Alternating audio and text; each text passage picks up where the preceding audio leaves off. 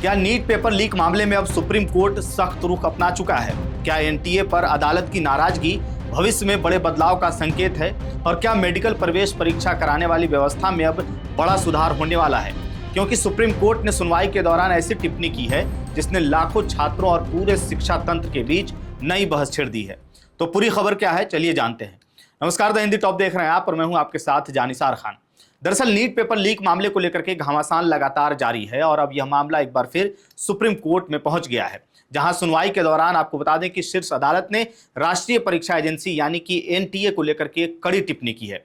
Supreme court ने कहा है कि यह बेहद दुखद है कि एनटीए ने पहले हुए नीट पेपर लीक विवाद से कोई सबक नहीं लिया।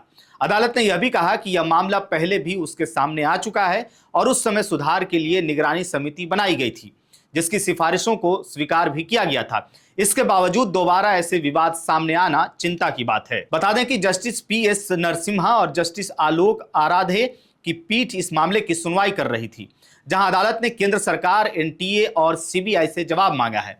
साथ ही उन याचिकाओं पर भी नोटिस जारी किया गया है जिनमें मेडिकल प्रवेश परीक्षा के संचालन के लिए एनटीए की जगह एक मजबूत और स्वायत्त संस्था बनाए जाने की मांग की गई है। कोर्ट ने निर्देश दिया कि याचिकाओं की प्रतियां सॉलिसिटर जनरल तुषार मेहता को भी दी जाएं।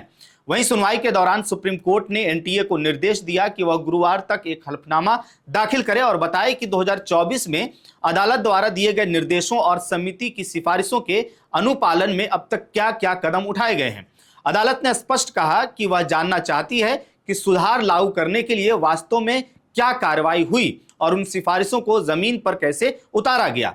बता दें कि इस मामले में federation of all India medical association यानी कि FAIMA की ओर से भी याचिका दायर की गई है। संस्था ने दावा किया है कि बार बार पेपर लीक की घटनाओं से 22.7 लाख से ज्यादा छात्रों के अधिकार प्रभावित हुए हैं। याचिका में कहा गया है कि लगातार हो रही गड़बड़ियों ने छात्र के भविष्य और परीक्षा व्यवस्था की विश्वसनीयता दोनों पर सवाल खड़े कर दिए हैं। इसी आधार पर सुप्रीम कोर्ट से सीधे हस्तक्षेप की मांग की गई है। FAIMA ने अदालत से मांग की है कि एनटीए का पुनर्गठन किया जाए या फिर उसकी जगह नीट यूजी जैसी अहम परीक्षा आयोजित करने के लिए एक नई और स्वायत्त व्यवस्था बनाई जाए। याचिका में यह भी कहा गया है कि जब तक री एग्जाम की निगरानी के लिए नई व्यवस्था नहीं बन जाती है, तब तक एक उच्च स्तरीय निगरानी समिति बनाई जाए।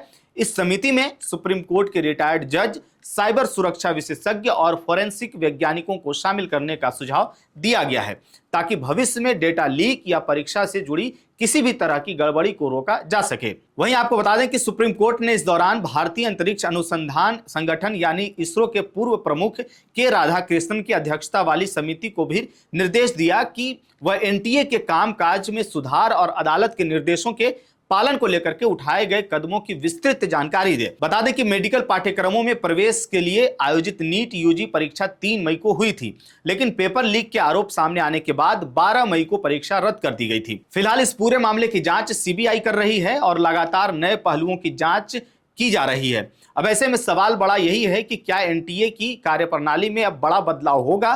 क्या मेडिकल प्रवेश परीक्षाओं के लिए नई व्यवस्था बनाई जाएगी और क्या लाखों छात्रों का भरोसा दोबारा बहाल हो पाएगा? फिलहाल इन सवालों के जवाब अब सुप्रीम कोर्ट की अगली सुनवाई, एनटीए के हलफनामे और जांच एजेंसियों की रिपोर्ट से ही सामने आएंगे। तो इस खबर को लेकर के आपकी क्या राय है? आप क्या सोचते हैं? अपनी राय कमेंट बॉक्स में हमें जरूर बताइएगा। मेरा नाम है जानिसार खान, आप देख रहे हैं द हिंदी टॉप। वीडियो अच्छी लगे तो चैनल को सब्सक्राइब कीजिएगा और हमें इंस्टा, फेसबुक और एक्स पर भी फॉलो कीजिएगा।